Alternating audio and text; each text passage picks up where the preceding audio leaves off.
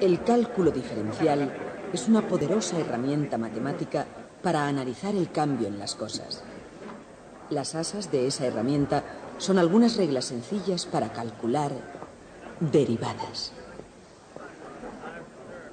Alrededor de 600 años antes de Cristo, alguien descubrió que para obtener agradables acordes en un instrumento de cuerda, el largo de esas cuerdas tenía que estar en relación de números sencillos, como por ejemplo de 1 a 2, 2 a 3, etc.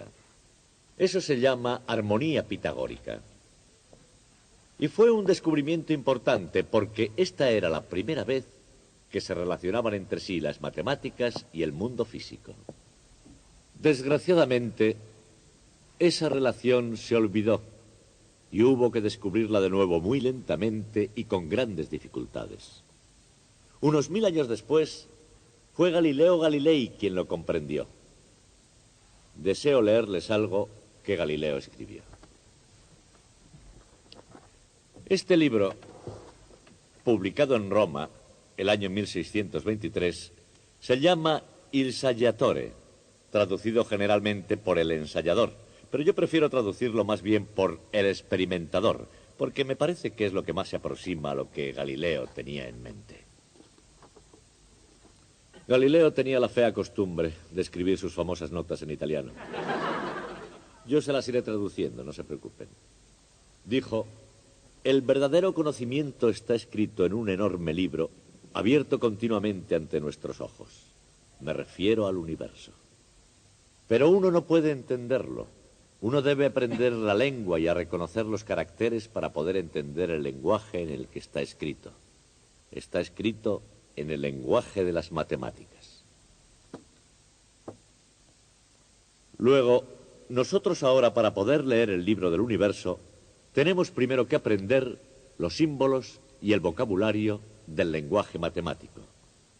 Es un lenguaje de la precisión, de la poesía e incluso de la música.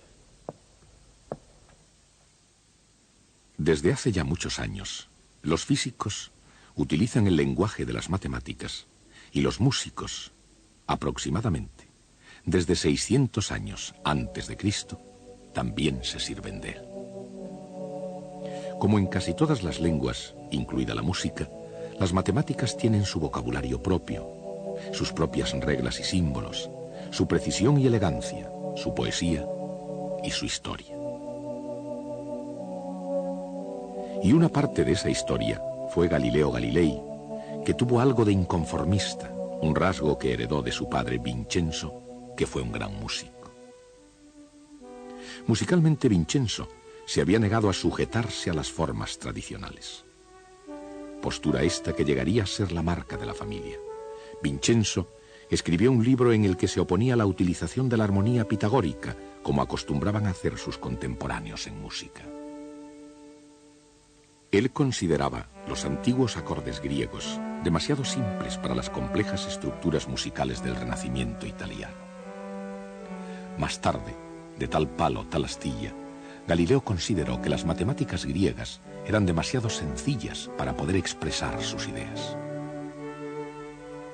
Y creó la cinemática, una rama de la mecánica que trata del movimiento en abstracto. Y la correcta expresión de cualquier idea abstracta requiere un lenguaje adecuado, conceptos y símbolos que den a una idea su significado y valor.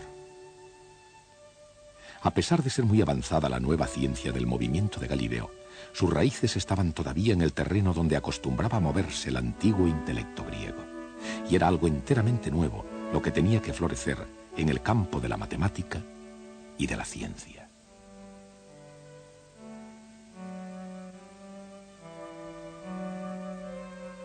Los eruditos necesitaban un lenguaje más sofisticado que el que se hablaba desde Arquímedes y Euclides. En otras palabras, después de Galileo, la física necesitaba un lenguaje más avanzado. Aproximadamente 25 años después de su muerte, se descubriría por fin ese famoso lenguaje y comenzaría a utilizarse a partir de entonces. Se llamaría cálculo diferencial. El cálculo diferencial es muy potente y, como en cualquier lenguaje, Su poder deriva de la idea que le sustenta, la derivada. La derivada es para la cinemática lo que las ruedas son para un viaje. Un medio sencillo, pero muy eficaz, para poder obtener una perspectiva completa de lo que es una derivada. Nada mejor que un poco de ejercicio. La derivada no solo se aplica a un cuerpo moviéndose horizontalmente, ni por eso, ni solo a un cuerpo moviéndose verticalmente hacia arriba o hacia abajo, o como sea. La derivada es el ritmo de cambio de cualquier función en un determinado punto instante. Como ya se explicó al hablar de la ley de caída de los cuerpos de Galileo, la velocidad es la derivada de la distancia, pero es también algo más. Una derivada puede representar el ritmo de cambio de cualquier cosa. Por ejemplo, la densidad de población de los delfines en relación con el aumento o disminución de temperatura del agua, o el ritmo de cambio de volumen de un globo respecto al área de su superficie, o el ritmo de cambio del precio de una pizza con respecto a su tamaño. Como se ve, el concepto de derivada está por todas partes, pero el proceso mecánico de la derivada, el cálculo diferencial, necesita un enfoque práctico para que el concepto se imponga.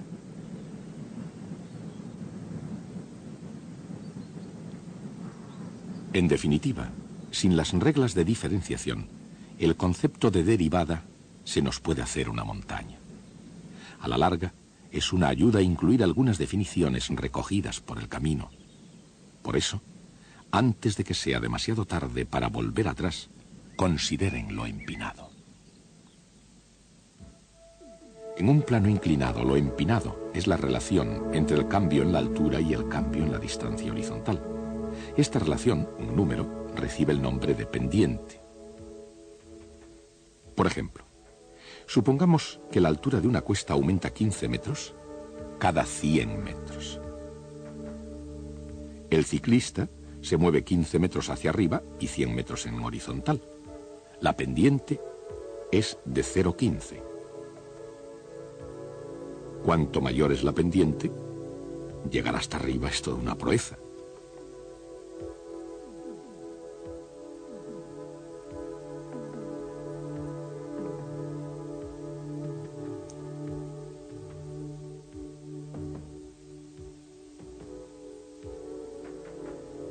Si es casi cero, es un paseo. Y cuando la pendiente es negativa, es cuesta abajo. Aunque se pueda caminar fácilmente por ellas, las matemáticas tienen sus picos y valles, y nadie sabe quién fue el primero que preguntó cuál era la mejor manera para ir de acá para allá. La respuesta en términos algebraicos fue dada por un matemático francés llamado Fermat. En 1629 se le ocurrió la idea de hallar la recta tangente en un punto arbitrario de una curva. En 1638, Fermat compartió su descubrimiento con su compatriota René Descartes, que tenía su propio método para hallar tangentes a curvas algebraicas.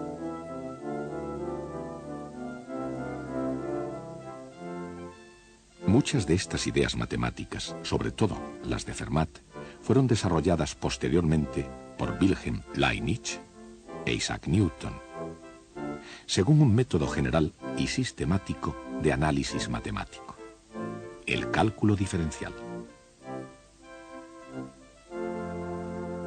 Dejando la historia de lado, al menos por el momento, quedan algunas preguntas oportunas. Por ejemplo, en una curva que cambie suavemente, hay una pendiente que cambia constantemente. ¿Cómo se puede calcular, en el lenguaje de hoy, la pendiente en un punto dado?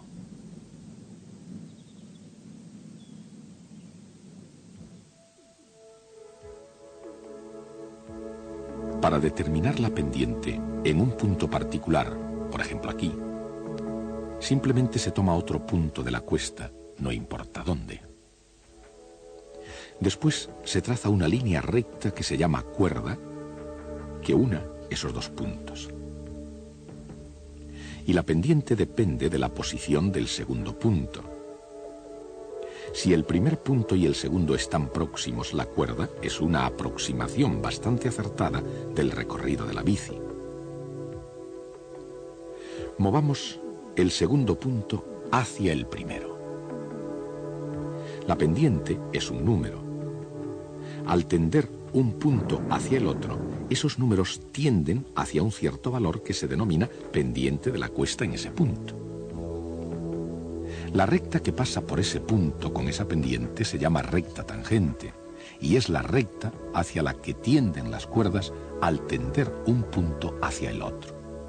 La pendiente de la cuesta es la pendiente de la recta tangente en ese punto. Se puede calcular la velocidad instantánea de manera análoga.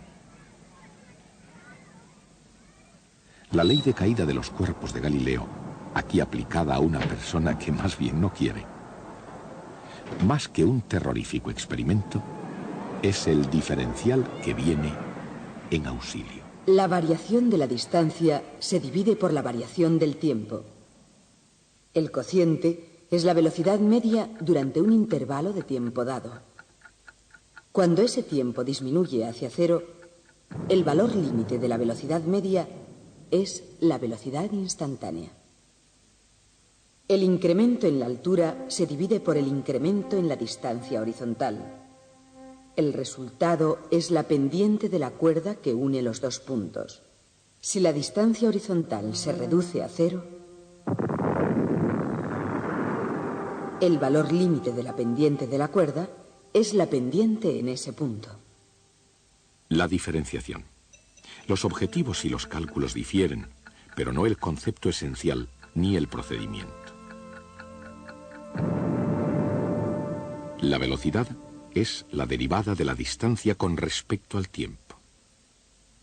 La pendiente es la derivada de la altura con respecto a la distancia horizontal. En cualquier caso, una derivada es lo que le ocurre a un cociente, una razón entre dos números, cuando el dividendo y el divisor disminuyen hacia cero. Antes de alcanzar el cero, sus pequeños valores se expresan con la letra griega delta. Delta i es un pequeño incremento de i. Delta x es un pequeño incremento de x.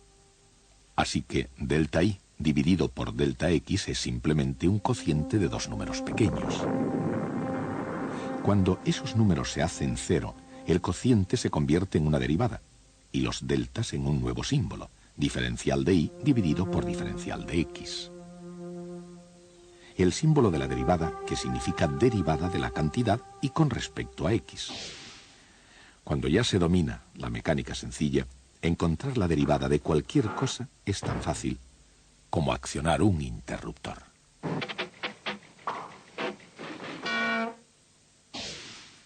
La derivada de una función es la pendiente de su tangente en cada punto. La derivada de una función es también una función. Si la función es una recta, la pendiente es constante y la derivada es precisamente esa constante.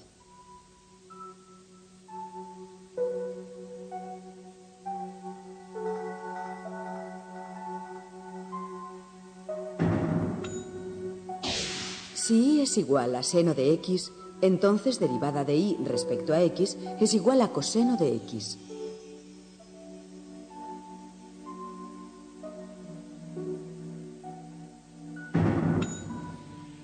Si y es igual a coseno de x, entonces derivada de y respecto a x es igual a menos seno de x.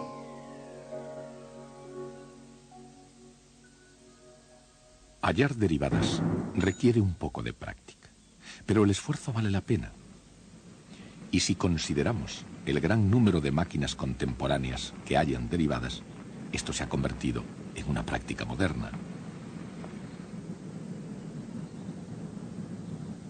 Un velocímetro o cuenta kilómetros, es una máquina que deriva. Mide la derivada de la distancia recorrida en cada instante a lo largo del camino. El ritmo de cambio de posición es la velocidad instantánea expresada en kilómetros por hora. Por supuesto, cuando el vehículo no se mueve, no recorre ninguna distancia. Aquí la posición es constante y la derivada de una constante es cero.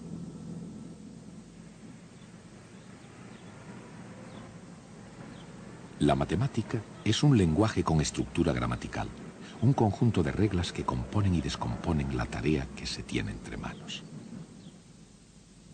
En cualquier cosa que se trabaje, desde construir una casa a componer una sinfonía, la tarea más complicada puede descomponerse de la misma manera. Newton y Leibniz desarrollaron las herramientas del cálculo que permiten diferenciar la función más complicada, descomponiéndola en partes sencillas. Una de las reglas básicas de la diferenciación es la regla de la suma. Supongamos que un pintor pinta 90 metros cuadrados de pared por hora y otro pintor 100 metros. Esos son los ritmos a los que las superficies de pared cambian de color. En otras palabras, son las derivadas. Por consiguiente, cada hora se han pintado 190 metros cuadrados de pared. Así es como funciona la regla de la suma. La derivada de una suma es la suma de las derivadas.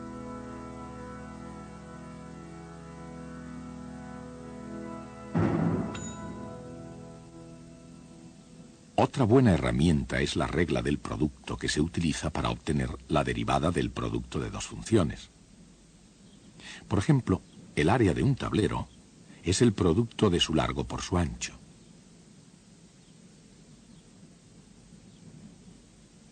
Si se acorta el largo, la variación en el área es el producto del ancho multiplicado por la variación en el largo.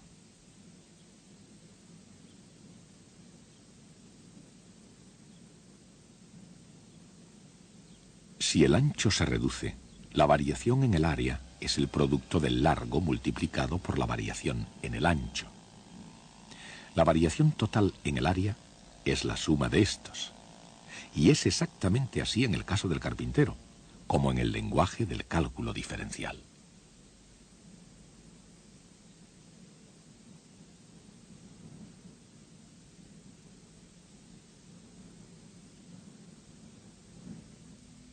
La derivada del producto de y por z es y por la derivada de z, más z por la derivada de y.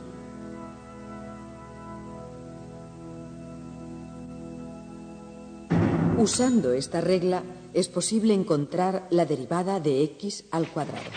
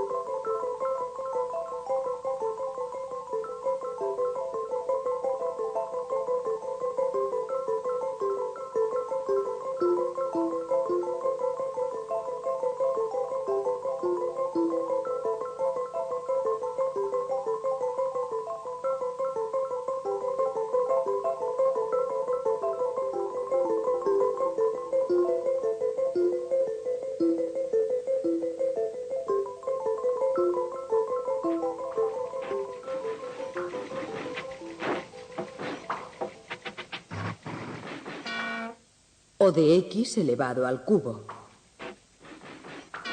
o de cualquier potencia de x.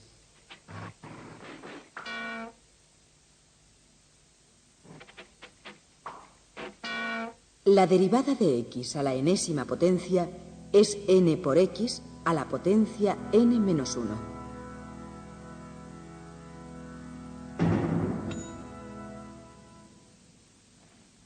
Frecuentemente, una operación depende de otra.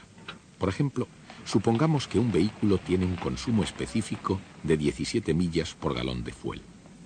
Eso es una derivada. Si Y es la distancia recorrida y X la cantidad de fuel consumida, entonces 17 millas por galón es la derivada de Y respecto a X igual a dY partido por dX. Supongamos que consume 2 galones por hora. 2 galones por hora igual a dx partido por dt. La velocidad de un vehículo en millas por hora es igual a las millas recorridas por galón multiplicado por los galones que consume por hora. Es la regla de la cadena. Se utiliza cuando Y depende de X y X depende de T.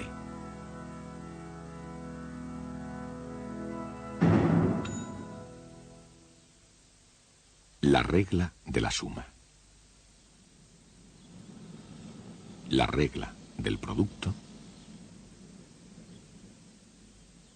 y la regla de cadena. Estas 3 reglas representan la gramática del cálculo diferencial.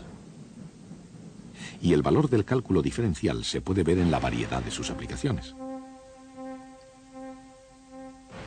Por ejemplo, cuando un cohete se mueve, un desplazamiento s, en un tiempo t, la derivada del desplazamiento es la velocidad. Positiva para movimiento hacia arriba y negativa para movimiento hacia abajo. La derivada de la velocidad es la aceleración, que es lo mismo que hallar la derivada de una derivada. O sea, la segunda derivada de s.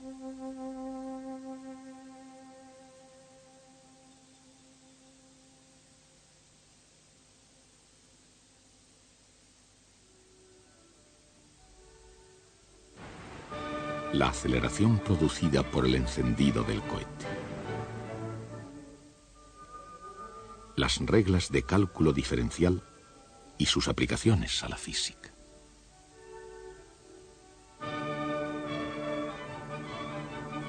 Cada una actúa como un solo instrumento que toca el arte y la ciencia de las matemáticas. Trabajando juntas, armonizando, pueden combinar notas individuales o números en una melodía exquisita.